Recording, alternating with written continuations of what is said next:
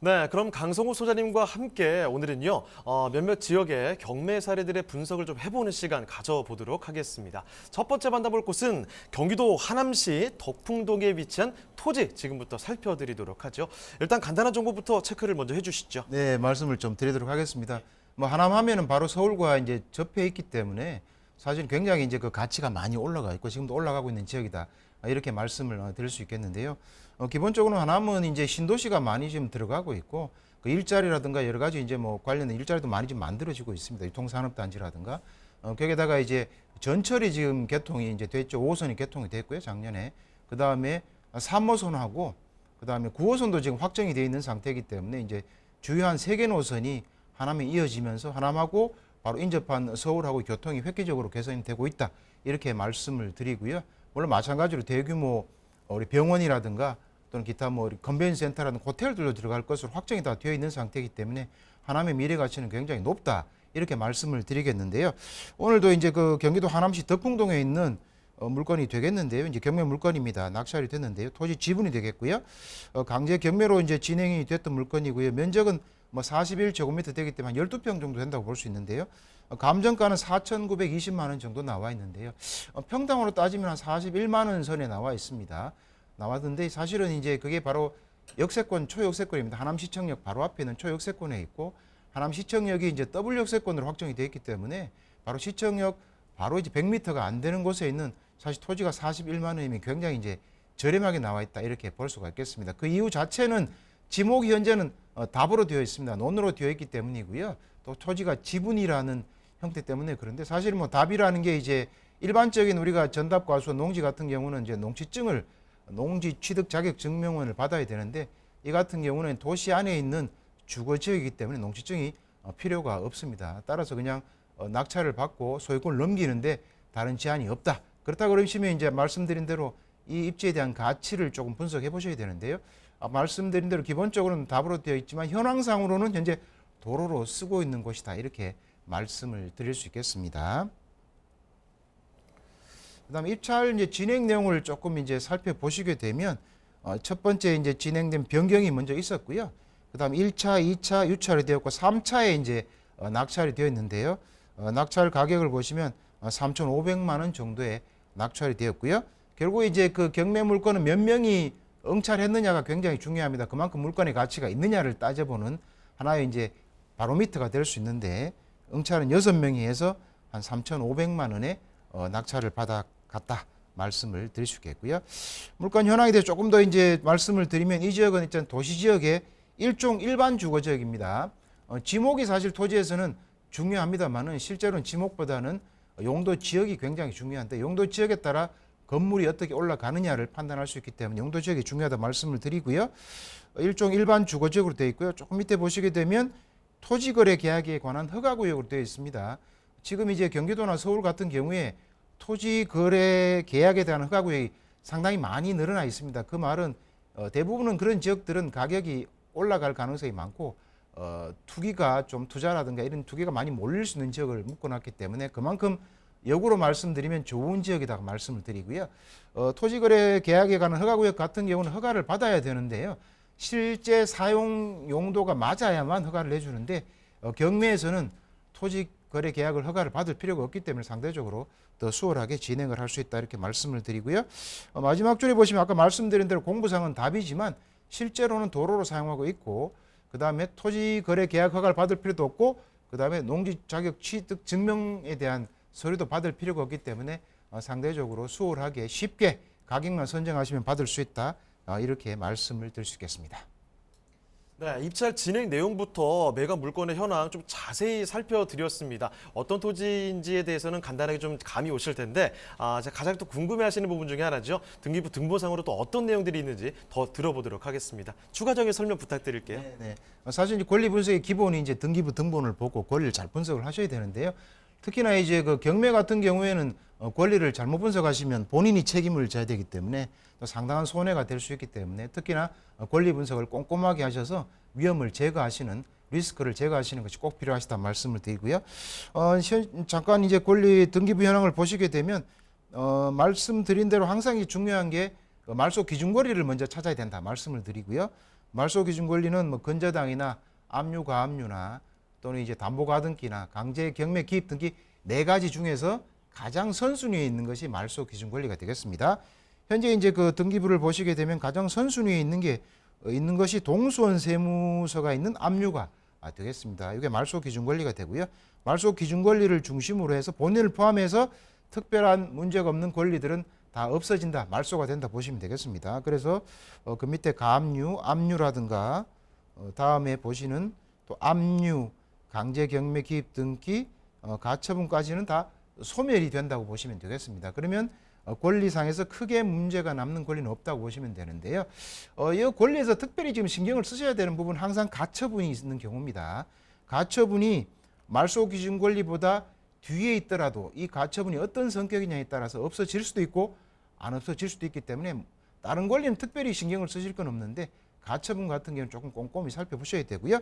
특히 이 가처분이 소유권에 대한 가처분인지는 꼭 확인하셔야 됩니다. 소유권에 대한 가처분이 있게 되면 비록 낙찰을 받으신다 하더라도 소유권이 넘겨올 수가 없는 경우가 생길 수 있기 때문에 가처분 같은 경우에는 신경을 쓰신다. 그게 소유권에 관한 가처분이냐 아니면 근저당과 관련된 가처분이냐 이렇게 나눠봤을 때 소유권과 관련된 가처분이다 하시면 특별히 좀 신경을 쓰셔가지고 소유관계를 확인하셔야만 정상적인 소유권 이전이 가능하다고 말씀드리고요. 여기는 크게 문제가 없는 것으로 판단이 되고요. 그렇게 보신다 그러면 등기부 현황상에서도 크게가 문제가 없다고 보셔야 되고요. 그 다음에 등기부를 보신 다음에 이제 임차인에 대한 현황을 늘 보셔야 됩니다. 임차인이 있는지 없는지가 또 임차인을 명도를 하는데 굉장히 중요하기 때문에 확인하셔야 되는데요. 이 같은 경우에는 지금 도로로 현황 실제로 사용하고 있는 중이기 때문에 뭐 임차인이 있기가 현실적으로 어렵습니다. 그래서 임차인이 없는 것으로 되어 있기 때문에 그 자체는 크게 문제가 임차인에 대해서 문제가 없다. 그렇다 보시면 이제 권리 문제는 크게 없는데 가처분에 대한 문제는 꼭 확인하실 필요가 있다. 이렇게 말씀을 드리겠습니다. 네, 이렇게 권리 분석을 통해서 등기부 자세히 좀 뜯어봤습니다. 뭐가 또 특별히 문제가 없을까라는 점 자세히 살펴드렸는데 그 문제 없다는 점 발견을 했고요. 자, 그러면 지금부터는 입지 분석 조금 더 도와드리도록 하겠습니다. 입지 참 중요할 텐데 어떻게 볼까요? 네, 입지는 상당히 좀 탁월하다고 말씀을 드릴 수 있습니다. 왜냐하면 말씀드린 대로 하남 자체가 지금 굉장히 발전하고 커지는 지역이라고 말씀드리겠는데요. 그 이유는 어쨌든 신도시가 지금 많이 들어가고 또 추가적인 여러 가지 또 산업단지도 많이 들어가고 있고요.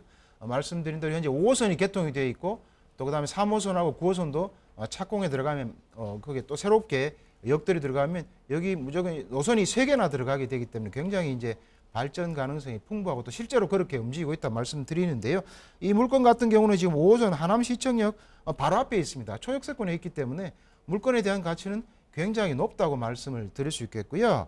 그다음에 이제 이 하남시청이 하남 교산 신도시가 만들어지는 3호선이 이제 그쪽으로 들어오게 되는데요. 하남 교산 신도시가 들어오게 되면 하남시청이 더블 역세권이 됩니다. 3호선, 5호선이 더블 역세권이 되기 때문에 더블 역세권 되는 자리에 이제 토지라고 보시면 되면 그 가치를 충분히 우리가 볼 수가 있겠는데요. 실제로도 지금 현재 뭐 거래됐던 사례들을 보시더라도 평균 뭐 평당 한 450만 원에서 한 700만, 800만 원까지 형성이 좀 되어 있는 걸 볼 수 있는데 최근에는 그보다 더 비쌉니다. 1000만 원대가 넘어간다고 볼 수 있고요. 이보다 떨어진 곳 같은 경우에도 보통 지금 한 1800, 2000만 원까지 가기 때문에 실제 평가 금액이 41만 원이면 굉장히 저렴하다 이렇게 말씀드릴 수 있겠습니다. 그만큼 이 지역 자체는 기존에 여러 가지 물론 이제 거주할 수 있는 학교라든가 또는 공원이라든가 시장도 잘 형성이 되어 있고요. 주변에 뭐 주민센터도 잘 있지만 중요한 것은 이 지역 자체가 남쪽 하남시청역을 중심으로 남쪽은 굉장히 이제 기존의 주거지라 노후화된 주거지라고 볼 수 있습니다. 주거지가 개발되면서 새롭게 신도시급으로 다시금 만들어질 가능성, 재개발, 재건축이 될 가능성이 많다. 아니면 그렇게 보시면 되기 때문에 그렇다 그러면 이 토지 가치는 꾸준히 올라갈 수밖에 없는 그런 입지에 있다. 이렇게 말씀을 드리겠고요.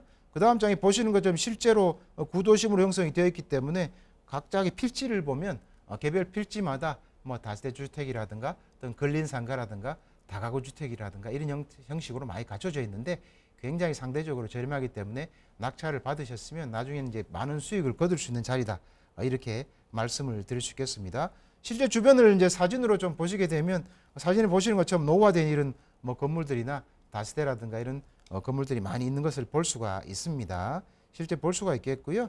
실제로 이 토지 같은 경우는 보시는 것처럼 실제 도로로 현재 사용 중에 있는 건물이다 이렇게 뭐 물건이다 이렇게 보시면 될 것 같습니다. 그러니까 이제 부동산은 현황 자체를 지금 현황을 보시는 것보다 이것이 어떻게 바뀌어가고 입지가 어느 정도 지금 좋은 위치에 있고 현재 이게 어떻게 활용이 가능할 수 있느냐를 따져보시면 되는데요. 단지 한 가지 이제 유의하셔야 될 것은 현재 도로로 쓰고 있고 향후에 움직이려면 실제로 그런 움직임이 좀 있어야 되는데 물론 개발에 대한 압력은 3호선도 들어오기 때문에 더블 역세권이 될 것으로 확정이 되어 있기 때문에 개발에 대한 압력은 굉장히 커질 것이다 확정이 되어 있지만 시간상으로는 조금 오래 걸려야 되고요. 그렇다고 뭐 임대인을 두고 이걸 활용할 수 있는 게 아니기 때문에 작은 금액으로 여기를 투자하시게 되면 향후에는 충분한 수익을 많은 수익을 거둘 수 있는 자리이기 때문에 그런 포인트를 가져가시면 굉장히 많은 도움이 되실 것 같습니다. 네, 이렇게 지도를 통해서 또 입지 여건과 함께 조금 더 확대를 해서 토지 주변의 모습까지 사진을 통해 상세히 봐드렸습니다. 자, 그러면 주변에 또 어떻게 실제로 거래가 되는지 그 가격적인 측면에서도 알아보도록 할게요. 자, 그 부분 좀 소개를 해주시죠. 네, 가격을 조금 말씀을 드리겠습니다. 사실 가격이 싸질 않습니다. 주변 실제로 보시면 상당히 높은데요. 여기 보시게 되면 2021년 12월에 사실은 거래가 꽤 많이 됐다고 볼 수 있습니다. 많이 거래된 이유는 있습니다. 왜냐하면 이 지역 자체가 말씀드린 대로 역세권으로 지금 바뀌어 있고 또는 더블 역세권이 되는 자리고 주변에 신도시들이 많이 들어오고 또는 재개발, 재건축이 충분히 이루어질 수 있는 그런 환경들이 만들어지기 때문에 거래가 많이 이루어졌다고 볼 수 있는데요. 실제로 거리들은 보시면 뭐 2km 훨씬 더 먼 거리에 있는 것들입니다. 그럼에도 불구하고 가격대를 보시면 평균으로 보시면 되면 한 450, 470에서 실제로 한 600, 700만 원까지 이렇게 형성이 된 것을 볼 수 있는데요. 근데 실제 비교는 또 어려운 거예요. 이건 바로 역세권에 있기 때문에 실제로 이 가격이 훨씬 더 비싸질 수밖에 없다 보시면 되겠고요. 단순하게 비교해도 우리가 간평이 난 41만 원보다는 가격이 뭐 상당히 20분의 1 정도로 싼 걸 알 수 있습니다. 그만큼 가치가 저평가되어 있고 향후에 가치는 많이 오를 수 있는 토지이기 때문에 이런 같은 경우는 경매에 받으시면 재테크에 많은 도움이 될 수 있는 그런 물건이다 이렇게 말씀을 드리겠습니다.